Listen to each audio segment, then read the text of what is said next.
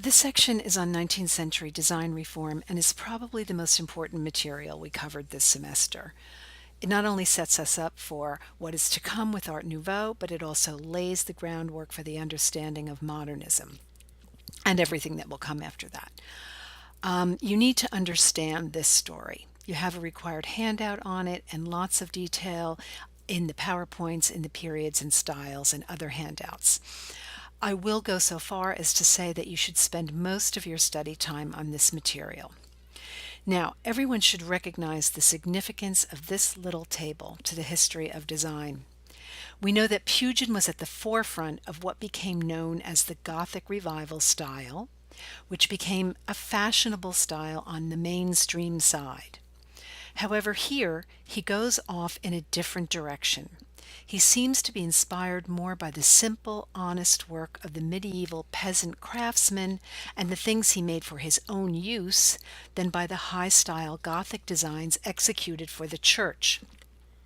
He's focusing more on the essence of Gothic architecture, the underlying structural qualities, than on the superficial symbols. He uses much less ornament than before, allowing the material and structure themselves to assume that role and to speak for themselves. Now, when Pugin applies ornament, it serves to accentuate the structure, unlike mainstream styles, including Gothic Revival, where ornament often obscured the structure. Taking his mix of design and honesty to a new level, Pugin established principles of design that would greatly influence the course of design reform, the arts and crafts movement in particular, straight on through to the Bauhaus and beyond. This table is a model of the principles he developed that formed a cornerstone of design reform, and you should know those principles, especially the first two, know what they mean, know them when you see them, know who they influenced, and understand the far-reaching consequences of that influence.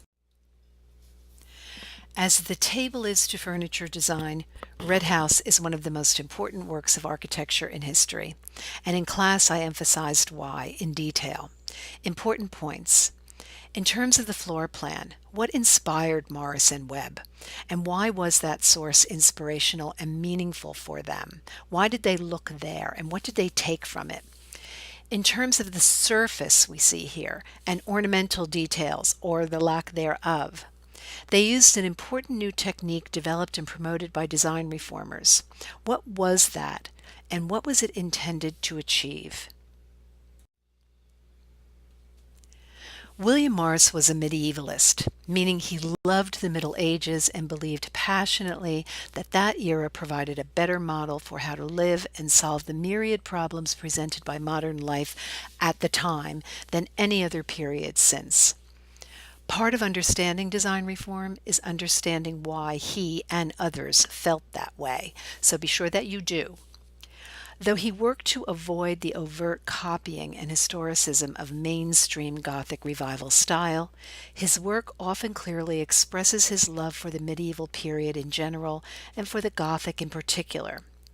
But in pieces like this, which clearly recall the late Middle Ages, he is also sure to embody design reform principles and practices. How does this piece express those? What was the source of inspiration for a chair like this? And why was that source so meaningful for arts and crafts designers in particular? I've just talked a lot about the importance of the Middle Ages, both the Gothic and things medieval in general, as a source of inspiration for design reform, especially among the arts and crafts group. But there was another very important source of inspiration that had a tremendous effect on the look of reform design in the second half of the 19th century. What was that source? Why was it a meaningful source? How did it arrive on the scene? How did artists and designers know about it, become exposed to it? How is it expressed in this piece? What are the defining characteristics of this piece? While this influence eventually affected all forms of reform design, it was especially associated with one group. Who were they? What were the sources of inspiration for this piece? And what does that tell us about this designer, about the group that he belonged to, and what they believed?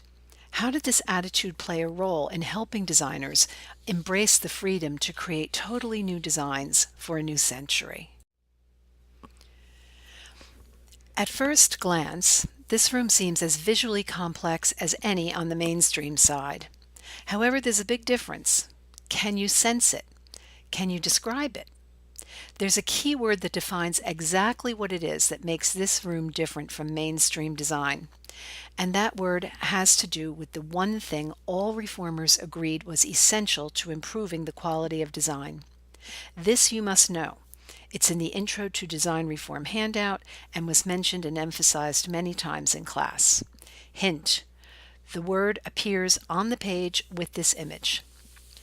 Having said this, there are several characteristics in plain view here that are typical of aesthetic style in particular. What are they? Here we see how arts and crafts design had evolved by the end of the century, primarily due to the influence of that source you were asked about in image number 7. Can you describe how that influence is expressed here? And can you also ID some characteristics that relate to the arts and crafts origins of this design? Last, but by no means least, we also see here another new and very important characteristic for the first time. What is that? And what was it used for? What was it intended to accomplish? Here we see how arts and crafts design had evolved by the end of the century, primarily due to the influence of that source you were asked about with image number 7. Can you describe how that influence is expressed here? And can you ID some characteristics that relate to the arts and crafts origins of this design? Finally, we also see here the use of another very new and important characteristic. What is that? Why was it used? What was it intended to accomplish? As I did with the Biedermeier piece, I've taken this piece and the Stickley one from the next group of required images and added it back into here, into group number 3, so that all design reform, England and America, are together in one place. Okay? So regarding this image that we're looking at, while Tiffany is known as an aesthetic designer, and for good reason, the components of this space reflect many different ideas and approaches of 19th century design reform. What are the defining characteristics of this space? Meaning, what about it is aesthetic or just rooted in design reform ideas?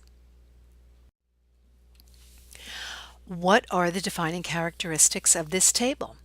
Specifically, what about it would Pugin approve of? And what hint of a non-Western source do you see here?